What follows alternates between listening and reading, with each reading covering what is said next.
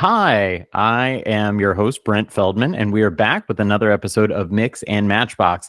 Today, we are joined by Rachel Hernandez. She is the Director of Marketing at NextNet Media. Hi, Rachel. How are you doing? Hey, I'm doing well. How are you? Doing really well. Yeah, definitely. Thanks for being on the podcast. Thanks for having me. Yeah, definitely. Well, I am definitely looking forward to jumping in on everything, and I think I have pretty straightforward way to jump in on stuff in terms of questions here, and hopefully also later you can address some company questions too about the current organization you're at, but also congratulations on the promotion that you recently received. So, but I'll start out with a real simple one, just that Alice's teacup was something on your LinkedIn profile, and I can't help but notice those things. And I was like, oh, that's cool.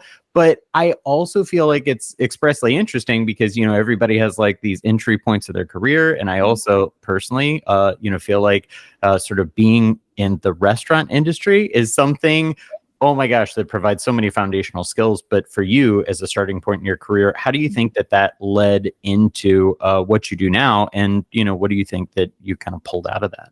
Yeah, that's a really great question. And I have to start by saying that I waited tables for about 12 years. Alice's Teacup was one of those spots. I think I was there for like 7 years, and it's pretty well-known tea house, brunch place in Manhattan. And I waited tables for that long because I was an English major in college because I wanted to get into writing and content creation.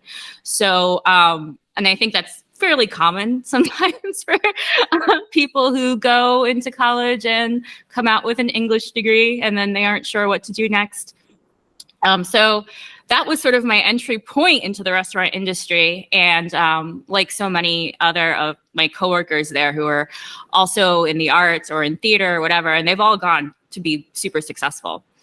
In terms of like the things that you can take from restaurant work as a worker who moves on to a more traditional career path, oh my gosh, you're so right. Like, I would say number one is communication, especially when it comes to what we do, which is creating content, be it on a podcast or for me, some on a website or in social media.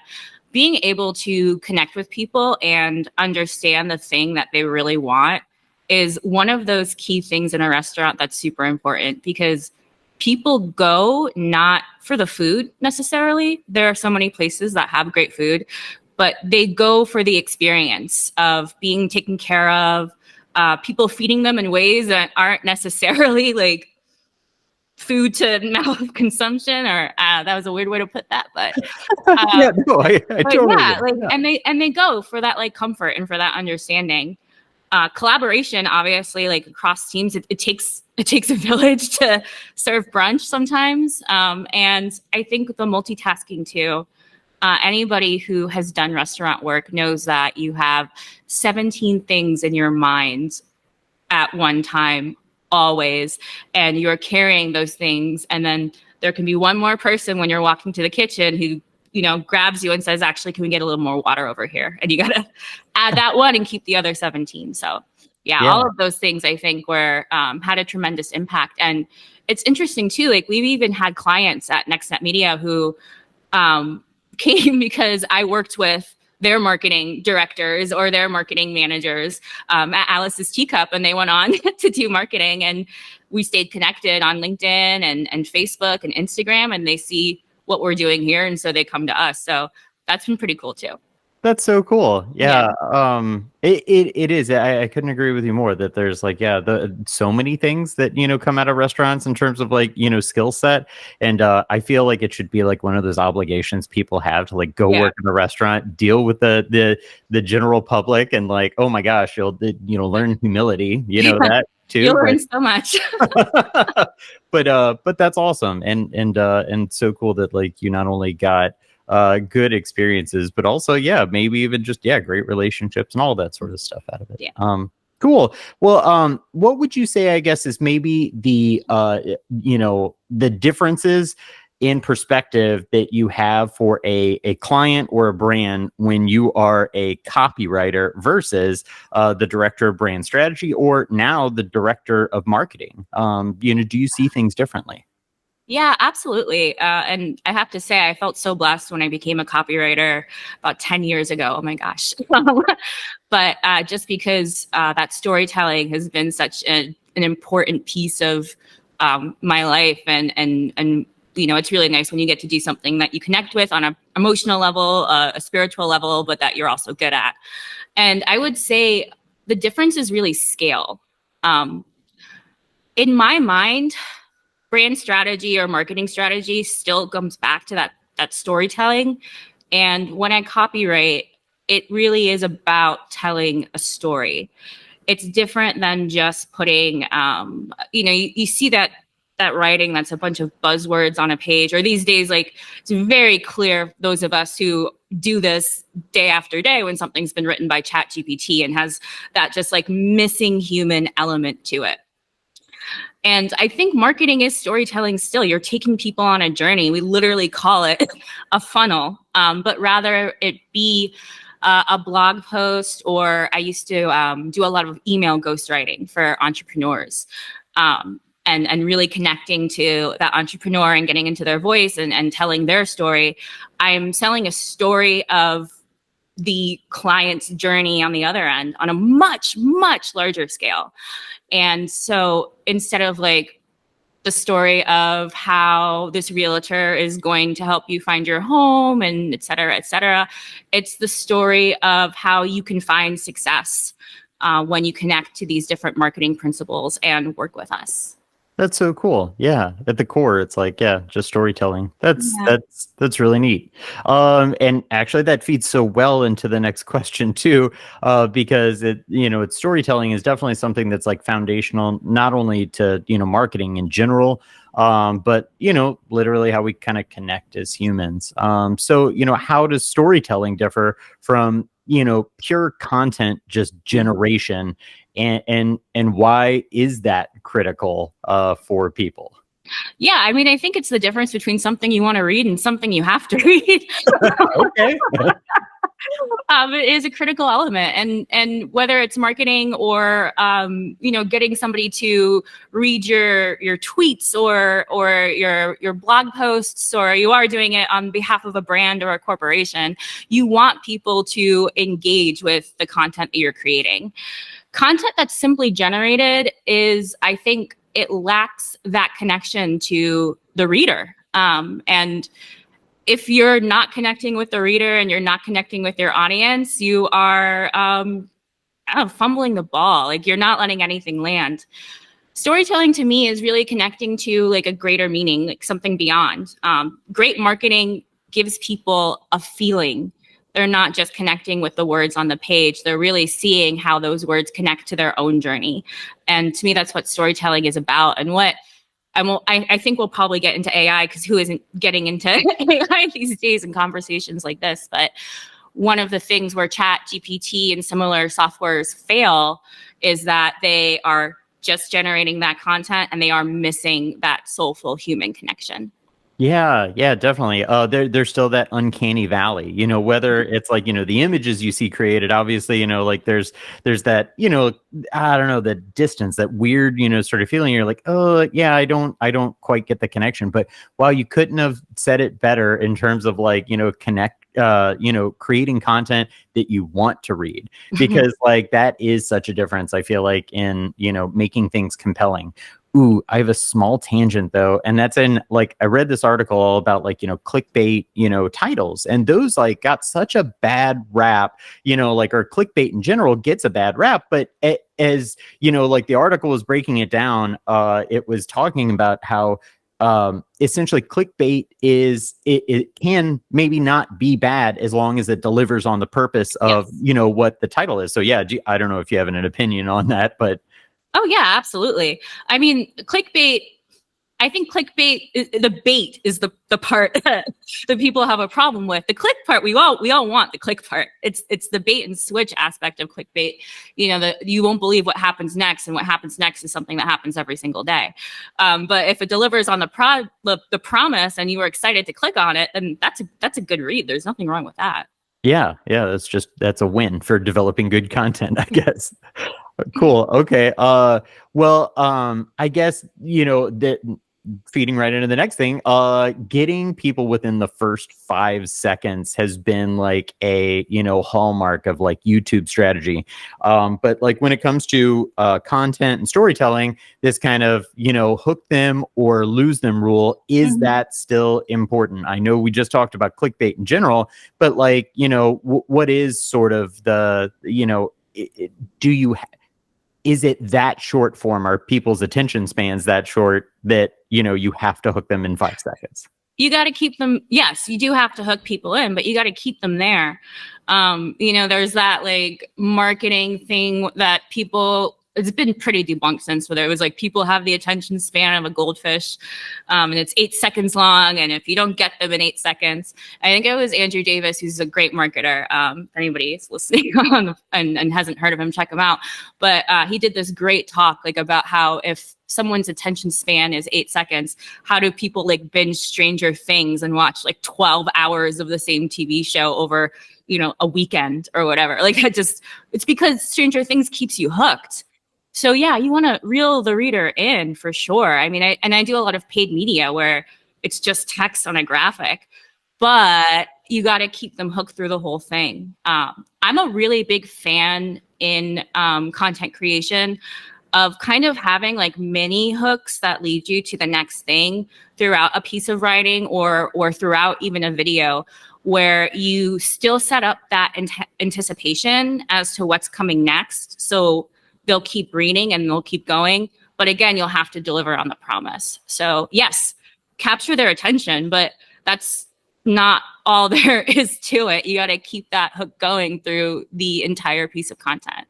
Dang, that's cool. I've never actually thought about it like that, but it's literally like, yeah, you would do any other kind of story where there's tension and there's like, yeah, and you kind of build up and like reel people back in. That makes a lot of sense. Yeah. And I guess you can really do that with any type of content. Oh yeah, for sure. Yeah. Cool. Awesome. Okay. I guess, do you have any concrete recommendations for content generation using AI? And the reason why I ask is because like, you've probably seen it in all different forms. And like, sometimes people are recommending just using it for outlines, like, hey, it's a good, content starter, an idea generator. And I know you've already kind of mentioned the fact that, AI generated content, if you just take it in its full form, can be, unfortunately, maybe a little too, clinical, or doesn't feel human and have that sort of element to it. So yeah, what sort of like ideas do you think are helpful for utilizing AI as a content generation tool? AI is an amazing tool for content creators. It is absolutely incredible. As somebody who has been responsible for thousands and thousands and thousands and thousands of pieces of content going out monthly, I cannot stress how incredible it is that we have a tool that helps us write better and faster. It all, though, and I've talked about this a lot, it's all about how you use it. So my advice to anybody who's in content creation is to use ChatGPT to familiarize yourself. Start playing with prompts, start telling it how to write a certain way, start playing with voice. In terms of outlines, yes. In terms of, I'll use it to get variations on social media, captions. Those are the things that kind of get me sometimes the most. Is I'll write like this super long form piece of content, and then I'm like, oh my gosh, what am I going to put on Instagram for it? Which is pretty hilarious. Play with it, but it's not endgame. And I don't say don't use chat. I'll say use ChatGPT to write some long form content, but you still need people. Mm-hmm. You still need people. You still need the human element to it. It's my belief, and I think a lot of people who are writers agree. I think Stephen King said this too, is writing is actually rewriting and editing. ChatGPT lays that foundation so that good writers can be great writers, because you are going back and you are honing something over and over and over again, and you have more time to hone. You have more time to do the real work. You also have more time to ideate and be creative if you're not spinning your wheels, coming up with outlines and drafts and briefs or whatever. It's such a great foundational tool. I will say it's not all the way there yet. So when it comes to images, like I'm seeing them all the time now. People put in the ChatGPT images on LinkedIn or on blog posts. I don't think it's there yet. It's just too obvious. But again, as a drawing board for ideas to work off of, I think it's absolutely brilliant. And everybody needs to start. If you haven't started playing with it, like start. It's also fun. It's fun. It is totally fun. Yeah. Do you think that, future generations of copywriters are not going to know how good they have it because they have a tool like that? I mean, yeah. That's kind of how technology works, though, right? Yeah. I mean, but then there's the opposite of it. You get like, I don't know. I'm like thinking of that sort of curmudgeon-y. Back in my day, we played outside, and yeah. But there are things that you lose and there are things that you gain. So I think there's no argument, though, that this is going to be as transformational a tool as the internet was for I'm as an elder millennial, my generation growing up. Yeah, I know. At least you didn't say geriatric millennial. That is a brand that I feel like that is why would they put that out there? Like, that is a terrible term. Somebody who was a copywriter should have workshopped I'm that. not geriatric yet. Hopefully someday, but today is not that day. And I was like, yeah, I am elder millennial. I'm definitely going to start using that. It was like, I am at the top of the spectrum. I was there before the internet, but at the same time, sorry, that is just no, it's branding. It's good branding. Thank you. Yeah. Well, cool. I do think that actually, hopefully we can dig into like some SEO things really quick here. Mm-hmm. And I guess, it's maybe along the same lines of thinking about AI, but, eventually everyone will be playing the same game. Let's say that they'll all be equipped with the same tools and fighting for basically that same real estate on Google, for instance. And I'm trying to think of, about the best way to kind of put this, but, do you think this is like, this foundation with, providing wide access to AI and its development, do you think it will make SEO different in its totality? So it's interesting. I've been writing about this and talking about this and plan to talk about this a lot because I think SEO is going to go back to its roots and its roots being backlinks. So in a world where content creation is democratized and anybody can create hundreds or thousands of pieces of fresh content, hopefully you have good writers and editors who are making that content quality. But in a world where that playing field is more level, the thing that AI can't do is build backlinks to your site. It can't do it yet. And Google has been so funny watching Google this as an SEO these past couple of years since the launch of ChatGPT and Jasper getting all that funding, where they had the helpful content update, I think like January of 2023. And they said that content written for humans by humans. And they were saying AI content is going to be devalued. Then when they figured out they couldn't detect AI content, they said, well, you know what? No. As long as the content's useful, then we'll value it. And it's just been really, really funny to see. That being said, like Google initially was called, the algorithm that its founders created was called Backrub, which is a silly name, but it was based on backlinks. And they were two academics. And basically they were saying, if an academic paper is being cited in a study, that paper is probably useful and probably has value. And that's what they base their whole algorithm on, is that idea, is links. Links have fallen out of fashion, I think, because there was so much black hat SEO with link building, and content was an easy thing to point to as sort of being like, this heroic, this pure thing. If your content's good, then, but now they don't have that advantage anymore. And I think links are going to be the thing. I think this is the return to form, link building, getting people, hiring SEOs who know how to build links. I broke my teeth building links in this industry. It's not easy. I work for NextNet Media, owns 3 link building brands, The Hoff, Authority Builders, and linkbuilder.io.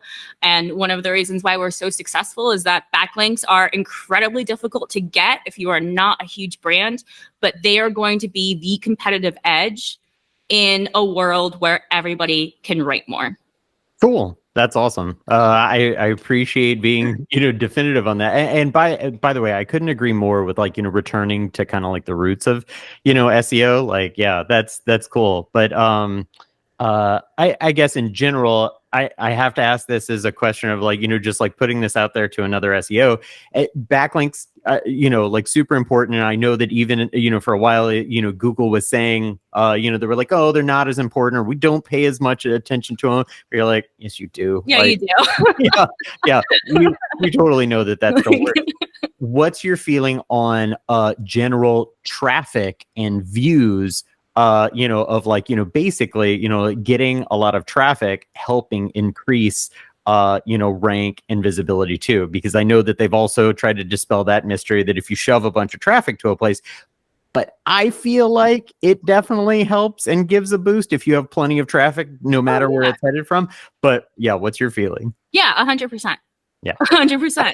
I mean, it's like I think their job is to say, no, that's not a thing. That's their job. But the data is there. If you have a ton of traffic going to your site, you're going to rank better. Your DR, your DA, whatever metric you're using is going to go up. Your site's going to become more authoritative. Like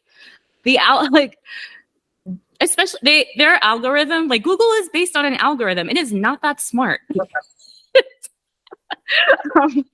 And there are these very obvious signals that you can put out. And I'm not saying like black hat SEO tactics, things where you're manipulating rankings, those are not sustainable. You might get like a nice boost, but like at the end of the day, they're going to be a waste of resources. They're not going to work. You're going to fall flat. But yeah, yes. Yes, traffic matters. Traffic matters. That's cool. It's so yeah. Wow, you're saying that like, yeah, they're trying to throw you off of like, I feel like every piece of data or info or things they drip out there are just like, yeah, don't do this. Or, you're like, but the data says otherwise. Yeah, but this works. Yeah. Okay, cool. Well, actually, do you now this kind of maybe gets into the cookie sort of realm, but is it really a problem that we don't have access to third-party cookie data anymore? I know that there's been lots of speculation on this that, oh my God, it's like, the end of, the marketer's world that, we don't have that kind of information. And I feel like it's an important, thing that people, I think, should either, understand or just like, be informed about when they think about cookies in general. Not that they shouldn't be, they've got to deal with it. They've got to wrestle with their cookie policies. But what's your feeling on like, lacking that data that maybe was formerly in place to leverage to market people? Is it important or does it matter anymore? Yeah, I mean, it absolutely matters. I think it's just a change of strategy. And if you've been in marketing for the past, I don't know, well, I guess like forever, but I'm really thinking of like all these updates. There have been a ton of recent updates in the past like 5 years or so regarding privacy, and they've impacted email, they've impacted social media, they've impacted paid media. Like this is not new stuff. It's just one more thing on top of all the other things. For me, with the third-party cookies, if you are using them in your marketing strategy, which of course not everybody is the shift that I would recommend people doing is moving. So not all cookies are the same. There's third party and there's first party. First party aren't going away. First party are cookies that make people's lives easier. It's when, you log into your Gmail account and it remembers your username, or you go onto Amazon and your cart still has the items that you put in like yesterday. But you can still use first party cookies to retarget. And what I would recommend people do, and that means, so first party cookies means somebody has to visit your website. So what I would recommend people do is drive users to your site. Obviously, I'm going to say SEO is a great way to do that. That's basically what it's for. There are other things where you can create brand awareness. We leverage social media a lot. You can get people to visit your site through there. And then you can use that first-party cookie to do that retargeting that those third-party cookies would have done. And also, that's a warmer lead. They're more familiar with you. They want to see you. They visited you. They like you. So I think actually this could be very good for marketers. But you are going to have to shift your strategy. Cool. Awesome. It's good for SEOs too. Yeah, I mean, I'm here for it now. Yeah. Yeah, that's awesome. Okay, well, I guess being in this game, you were also aware of, as you mentioned, backlinks, and and people know how they're basically people like you and other people in the industry know they're basically they are important and they are still critical to the success of sort of rank. And it's a quality versus quantity argument, I think, that sometimes comes up. Like, do I need tens of thousands, hundreds of thousands of backlinks, depending on who you are and what you're trying to get to in terms of site links. But what's your maybe feeling on the quality versus quantity thing, and is there any overarching game plan that you usually give to clients? In general, I always say quality over quantity, unless your website's brand new. If your website's new, then I would go for quantity just to build that solid foundation. And also, it's nice to have a diversified backlink profile. It makes your site look legit to Google. Like, obviously not all links were created equal, but if you are brand new and you're just getting started, it's okay to build some links that aren't necessarily, an incredibly high DA or have a ton of traffic going to them. That's okay. But if you are an established website, I'd say quality every time. I would much rather get one DA 90 or up backlink than 50 DA 20 backlinks. It's going to make you'll see a significant difference from one authoritative backlink. You may not see a significant difference from a ton of less authoritative backlinks. Cool. Awesome. Solid. So SEO and content are, they're always a great foundation for strategy to achieve rank. But, what are your other favorite sort of companion services or offerings or things that basically help augment that, like PR, video? Like, what are those things that you feel like are maybe the best things to employ alongside a solid SEO and content strategy? So I think SEO is also changing. And so this is going to be, I think, a good answer, but it is going to go back to SEO. And that's, I said this recently, but when you look at the Google results page, it's becoming Googlier. So rather than just a list of different websites, you've got your Google Shopping on top. You've got your videos. You've got your people also ask. Soon we're gonna have SGE in there, which is worth noting. So there are actually, I would say, a ton of different things to optimize for. I recommend differentiating your content. So if you have a blog post, you're going to want to turn it into a YouTube video and get it to rank, because those videos are actually showing up in the SERPs now. It's not just YouTube. If you have an e-commerce site, you're going to want to optimize for Google Shopping. If you are a brick and mortar business, you're going to want to optimize to get on that map, to get on the maps list. There are all sorts of ways that you can use SEO and different types of content to dominate the SERPs. Cool. Awesome. Okay. Well, I would love to continue digging in on SEO topics. This is tons of fun. And I appreciate all of your great responses and also great advice to the people that are listening. The last question that I have for you is actually just a fun one. And I saw that on the Hoth site that you won the Hoth Ones competition. And apparently, yeah, you lived to tell the tale. So that also congrats. What an esteemed honor. I'm sure that is. But as a person in marketing and media, do you think that the Hot Ones formula, is a repeatable viral sensation? Or was it just a right place, right time? Because I feel like, it touched so many points of our culture. Once you get into SNL, that means, that's a flag that, hey, that people are paying attention. They're watching. Millions of views are a testament to it. But yeah, do you think anybody could kind of do that again? Yeah, I mean, of course. And also, if anybody wants to see this video, it's hilarious. Google it, Hoth Ones, Hoth. It's on our YouTube channel. It's our team eating wings like the Hot Ones show, but answering questions about SEO and content. A lot of people went down really hard. It's pretty hilarious.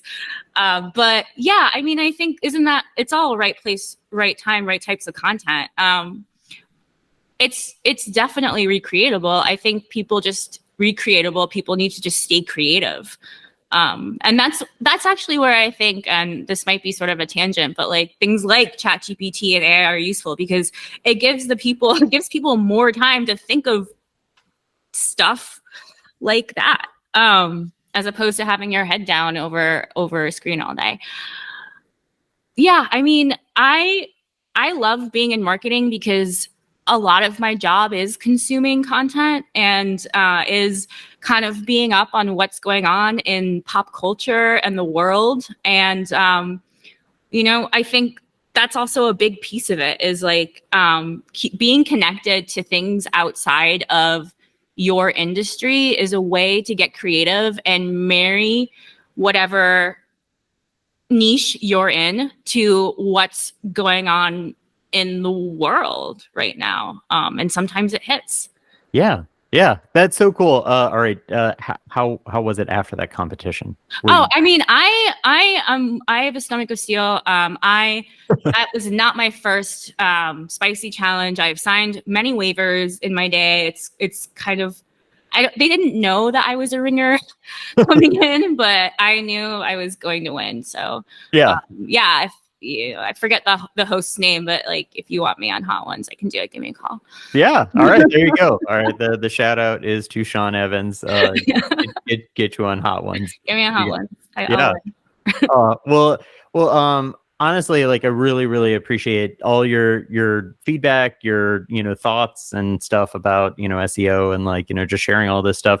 And definitely if there was any confusion, if you wanted to share anything about like the company things, I know you mentioned them in kind of response to one thing, but just overall, it's the Hoth. But yeah, feel free. I'll let you do it. Yeah. So NextNet Media is the company that I work for and have worked for the past 8 years now. And it's actually the owner, the parent brand of a bunch of other marketing companies. So the one that's probably most well known is the Hoth. If you're in SEO, it's got the big red monster. We've been around since 2010. We also own Authority Builders, which is a very well-known link building company. And I would say people who are really into SEO and know the industry, that's where a lot of them go for their link building needs. We own linkbuilder.io, which is a huge link building company for enterprises. So some really big brands like HelloFresh, Follow Up Boss, etc. And then we have Copymatic, which is an AI generation software tool. Sort of similar to a Jasper, but getting really, really advanced. And we're actually doing a go-to-market pretty soon that employs some really cool SEO software tools into AI content creation, connects to your Google Search Console, connects to your WordPress. It's gonna be pretty incredible. And then Free Up Marketplace, which is a freelancer marketplace, sort of similar to an Upwork, but the freelancers are actually chosen, they're curated for you. So you don't have to go through hundreds and hundreds of applicants. It's more like a concierge service to grow your team. Wow, that's super cool. Almost like a recruiter, but for freelancers. Yeah, exactly. So like if you're looking to, a lot of our clients are in the e-commerce space and they're looking to build remote marketing teams. So but maybe you don't want to deal with the W-2s and the W-9s. You want contract work. And that's been a really cool thing to be a part of, because we acquired that company well, this is going to sound horrible actually, but we did acquire the company right before COVID. And we've been able to help a lot of people find work with some really great clients through the pandemic and post.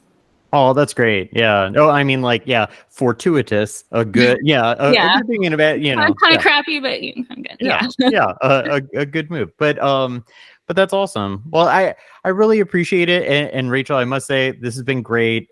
Thank you so much for answering all these questions. And really, I definitely, hopefully everybody can take away some lessons from this. This is awesome. So thank you so much for being on the podcast. Thank you so much. This was so much fun. Thank you. Yeah, definitely. Well, this has been another episode of Mix and Matchbox. I'm your host, Brent Feldman, and we will be back soon with more content. Please like and subscribe. Thank you.